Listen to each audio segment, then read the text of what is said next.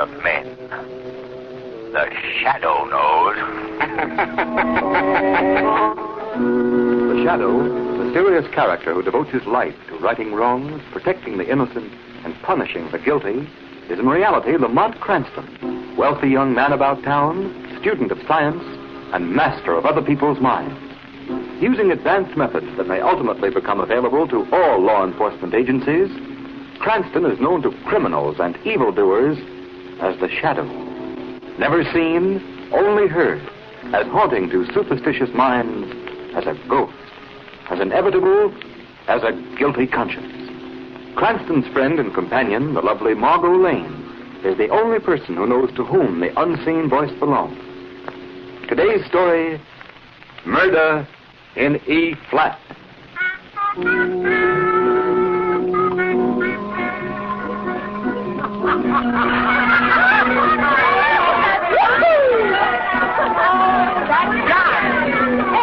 Yeah? Isn't that Margot Charlie sitting over there? Well, doggone it isn't. Hey, Charlie! Hi, Eddie! Come on over here, you and mine. Okay, come on, Never expected to see them here. Well, hello, Helen.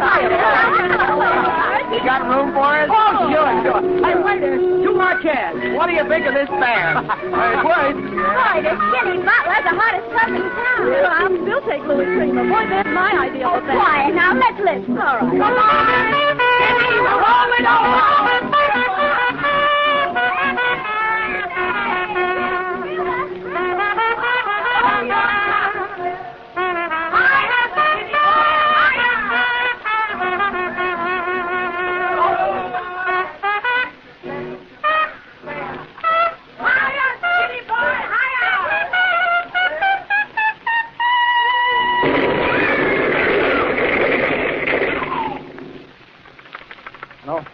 Hello? Yeah, Chief. I thought it was cut off. Yeah, that's the place. That new swing joint on 50th Street. Yeah, the jitterbug. Oh, nobody seems to know what happened. The band was playing and the joint just blew up. Now, we don't know yet how many were hurt. Our thing was, we found a note nailed over the bar. To make what sense, though. Read it? Yeah, sure, here it is.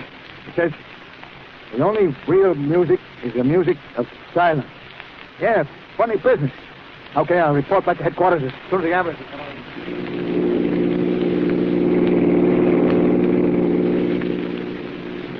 Go on, Henry. Pass that car in front. But, my dear, I can't without crossing that white line, and besides... Oh, now, then make him pull over. Oh, Henry, blow your horn. But you're not supposed to blow your horn in the city, my dear. You know that. The Anti-Noise Committee says I don't that care what the Anti-Noise Committee says. Blow your horn and make that fellow get over. Just as you say, my dear.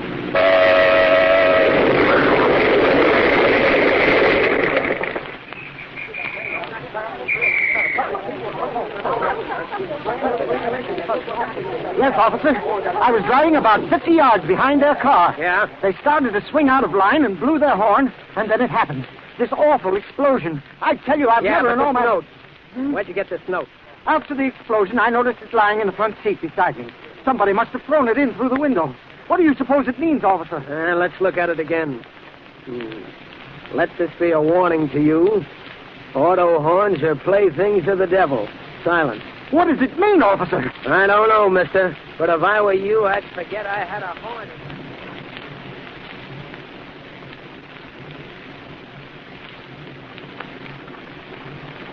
You know, Margot, there's something very peculiar about these bombings. Mysterious explosions, I believe the paper here calls them. There's another one last night. You mean that freighter that blew up in the river? Yes, Lamont, I was reading about it. And the paper says they found a note nailed to a nearby dock. Something about silence is the golden token of true peace. Odd. It sounds like some crank. Yes. Odd and sinister. Silence. That word has appeared in every note. Silence. The only other clue that has been found at all 3 bombings is a piece of U-shaped metal. Now, I wonder if... Margot. Yes, Lamont? You know what a tuning fork looks like, don't you? Why, certainly. It's shaped like a U. Exactly. A piece of metal shaped like a U. Look at this picture here in the paper. Divers found that in the hold of the bomb freighter. Yes, it certainly looks like a tuning fork, all right, but I don't see what... Neither do I, Margot. Yet I feel there's a link between the word silence, these tuning forks, and the bombings. Yes? And if there is a link, Margot, I've got a hunch that this city may be in for one of the most terrifying ordeals it has ever experienced. Then you believe there'll be more of these awful bombings? I don't know what to believe, Margot. I don't know what.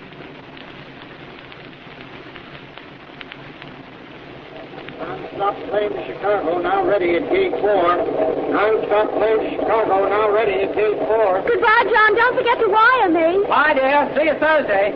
Bye, Mother. Goodbye, son. I hope you have a smooth flight. Shall we go, Mary? Oh, let's wait, Mother. I love to watch them take off. John promised to wave from the plane. He's going to sit on this side. Well, just as you say, dear, but I must admit that the roar of those motors always makes me a bit nervous.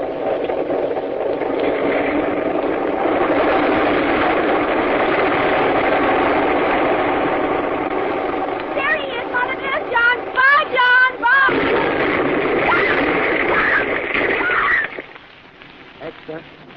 Extra.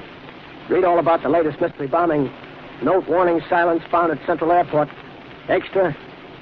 Latest mystery bombing baffles police. Sergeant, is the traffic officer O'Grady found this bomb? Yes, Commissioner Weston. It was stuck in a refuse basket. And this note here was pasted on the police phone box next to the basket. Oh, I see it. The roar of traffic is a roar of doom. Silence. An infernal word's been in every note we found. Yes, sir. What's the laboratory report, Sergeant? What explodes the bomb? The bomb's attached to a photoelectric cell. One of these here U-shaped pieces of metal like we've been finding at all the bombings. I see. Well, how's it work? Well, it's sort of like this, Commissioner. The laboratory says that this U-shaped piece of metal is a tuning fork, an E-flat tuning fork. Yes? Well, this here tuning fork is placed so that when the sound of E-flat vibrates, it breaks the light beam of the photoelectric cell that's attached to the bomb. And when the light beam is broken, the circuit's closed, the bomb goes off. I think I see what you mean. Just like your body breaks a light beam and opens the doors of some of these new hotels. Yes, sir, yes. That's the idea. There were sounds reported just before each of those bombings. The sound of that trumpet, that auto horn, and that foghorn on that freighter, and the noise of those airplane motors. Yes, sir. They could have done it all right. Whoever thought that one up is dumb, like Einstein. But I still don't get these notes, these warnings about silence. There must be some reason why... Hello, Commissioner Weston speaking. Hello, Commissioner. A shadow. Right you are, Commissioner. Well, what do you want? I'm busy, very busy, and I'm afraid I haven't any time for... I know, Commissioner. These bombings are getting a bit out of hand, aren't they? I suppose you know all about them. No, not all. These pieces of U-shaped metal you've been finding.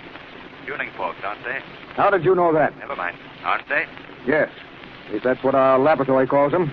E-flat tuning forks, hooked up to a photoelectric cell attached to the bomb. When the sound vibrates the fork, it passes in front of the cell's light beam, and that... And that closes the circuit and explodes the bomb. Very neat, eh, Commissioner? Very. Anything else I can do for you? Just one thing more, Commissioner. Yes? Do you realize what all this means? Why, Each of the notes has contained the word silence. You must broadcast a general warning to the city at once. Use the radio, use the newspapers. Use any means at your command. But warn the people immediately that there must be absolute silence until the murderer is caught. They must not play any musical instruments, blow their auto horns. In fact, they must not do anything to make a loud noise of any kind that might set off another of these tuning fork bombs. For the penalty may be death.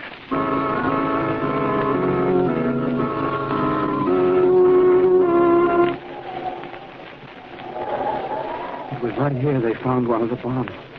Hidden in one of these trash baskets. Yeah. Imagine it right here at one of the busiest corners in the city. I tell you, it's enough to give you the creeps. Certainly is. Look up the avenue there. Here it is the middle of the day and not a car in sight. Boy, I haven't had my car out of the garage since the police commissioner broadcast that warning. Think of it.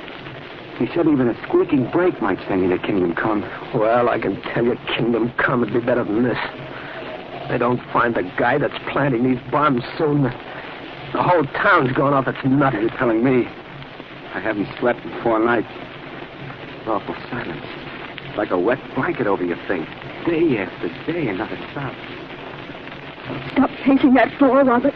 You're making me so nervous I could scream. You nervous? That's good. How about me? I tell you, I can't stand the silence much longer. I tell you, I can't stand... Quiet, Robert. Remember Commissioner Weston's warning. No one knows where the bombs are planted. Even a shout might... I know. Even a shout might be an E-flat. A note of death. That's what they're calling it now. It's silly, isn't it? But what do they call this awful tomb we're living in? Quiet, Robert, please. Come on. We're going to get out of this town. Start packing. We'll leave you on the first train. I don't know where we're going, but we're going anyway. Any luck, Margot? No, Lamont. You? None. Commissioner Weston has already checked all the music stores, but I still feel he might have overlooked one. Several of the stores I checked had sold tuning forks recently, but only one was an E-flat. And that was purchased by the Board of Education. Beginning to look hopeless, isn't it, Lamont? Not yet, Margot. Not until we've checked every music store in the city. Now, here's the list of stores. We'll separate again. You take these I've marked on the list, and I'll visit the others. Yes, Lamont. We must hurry, Margot. Every minute moves us closer to the next explosion. Ghastly, isn't it? All morning as I walked these deserted streets, I felt like I was moving through some city of the dead. Yes, it's like a plague. A plague of silence. But we must be on our way, Margot. It's not a moment to lose. I'll meet you at the Andrews Music Store. The first store we visited this morning. Yes, I know the one. I'll see you there. Oh, sir, we haven't sold an E-flat tuning fork in months. Is there anything else, sir? Oh, miss. We're wholesale, you see. We only sell to music schools and such. Even they don't buy tuning forks very often. What's that, mister? Tuning forks? No, we just handle sheet music, radios, and records. Maybe you'd like some sheet music. And what can I do for you, miss? Nothing, thank you. I'm just waiting for someone, if you don't mind. Oh, no, not at all. By the way, weren't you in here this morning? Yes, I was. Yes, I remember you now. You were with a gentleman who wanted to know if we'd sold any tuning forks lately. Yes, that's right. You said you hadn't. Yes, and after you left, I did remember one sale, but that was to one of our regular customers, and it was a long time ago. That wouldn't be what you... No, I suppose not. No. Dr. Badeau is a very fine man. Fine musician, too. He's bought a number of musical instruments from us. Of course, it did strike me a bit odd. Odd? What was odd? Well, Dr. Badeau wanting all of those tuning forks for the same pitch. E-flat, I believe it was. E-flat?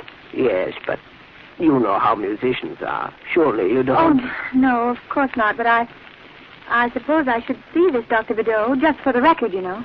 Would you like his address, then? Yes, if you'd be so kind. Yes, sure, I'll write it down for you. Dr. Andre Badeau, 2218 West 9th Street. Nice. Well, thank you. And if the gentleman I'm waiting for should arrive while I'm gone, tell him to wait. Yes. His name is Lamont Cranston. If I'm delayed, tell him to meet me at Dr. Badeau's. 2218.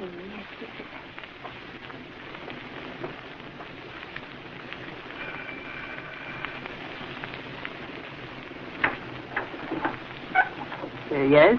Dr. Badeau? Yes, that is right. Dr. Badeau, Doctor of Music, Bachelor of Arts.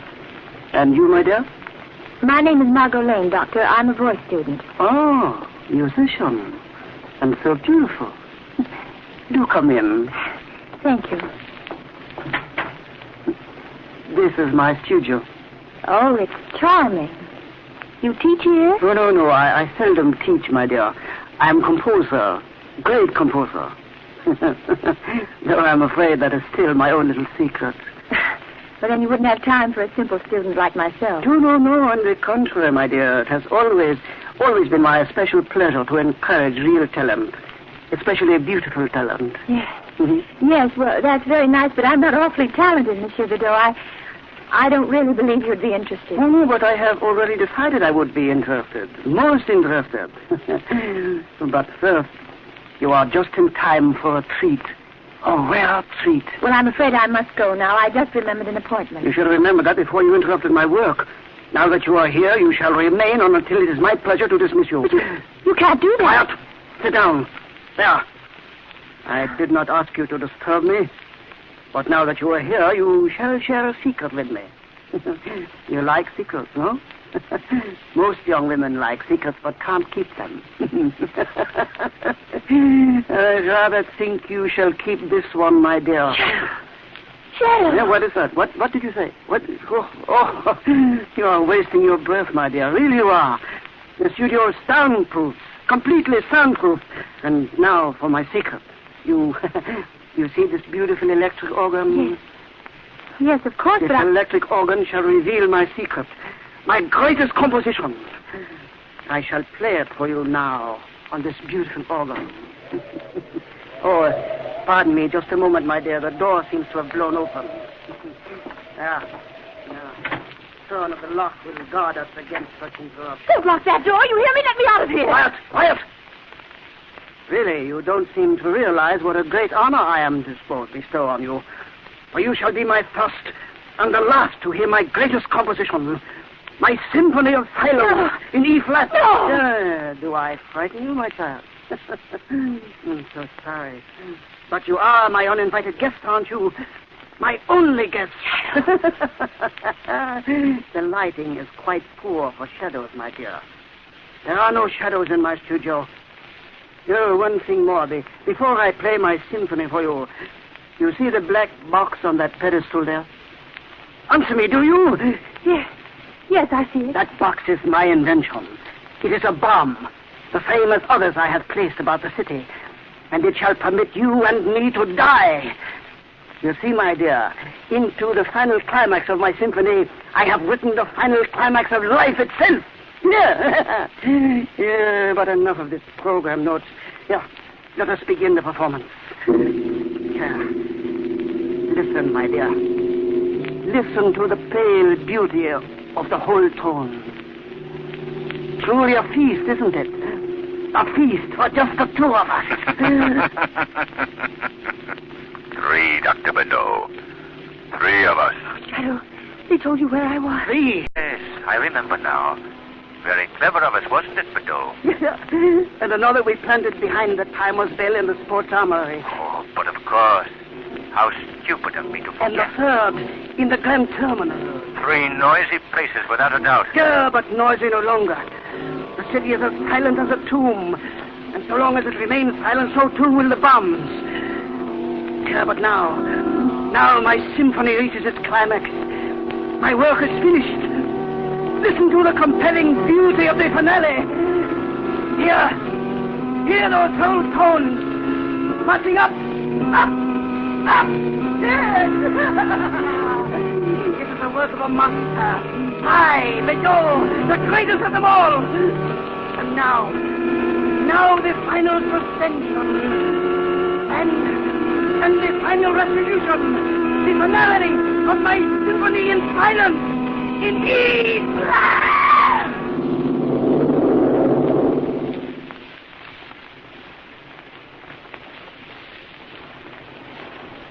There, Margot. Just rest a minute. Everything is all right. But the explosion, Lamont. There was no explosion. But Dr. Bedeau, look. Lying there across the keyboard. Is he? Yes. Dead. Quite dead. It was Bedeau's body pressing against the keyboard that caused the rumbling you thought was an explosion. But I still don't understand. What happened? All the time I was talking to Bedeau, I was standing beside the pedestal on which he placed the bomb. When he started to play the organ, I disconnected the photoelectric cell from the bomb, making it harmless. But Bedeau is dead. Heart failure, my dear Margot. A victim of his own hypnosis. He was so sure that the explosion would occur. See! Yo, who speaks? I am the Shadow. The Shadow? Oh, yes, of course, my inner voice, my shadow. The shadow of my poor, weak conscience. Yeah, of course, Shadow, the 3 of us. Yes, that's right. We've had an exciting time lately, haven't we, Bedeau? You, the master. I, your shadow. Quite exciting, my shadow. And it has led us to victory. Yes, we have at last won our war on noise. The silent city pays tribute to our cause. But why, Bedeau? Why have we waged this war on the city? Why these bombings? Why this terror? You forget so soon. What a poor conscience you are, Shadow. Yeah. But once more, I will tell you. We have been waging the war of wars, the war for peace. For only the true peace is a simple peace of silence. Yes, Bedeau, but... Quiet, my conscience. Silence is the only way to fight the unhappiness in the world today. This world of ours with its war, its chaos, its noise. Yes, above all, its noise. How many of our bombs are still unexploded, Bedeau? How many? 3 throughout the city, my forgetful Shadow. and one here on the pedestal, waiting to play its part in my symphony of silence, waiting for me to play E flat. But the three in the city, Bedeau, where did we leave them? Oh, what a poor conscience you are, Shadow.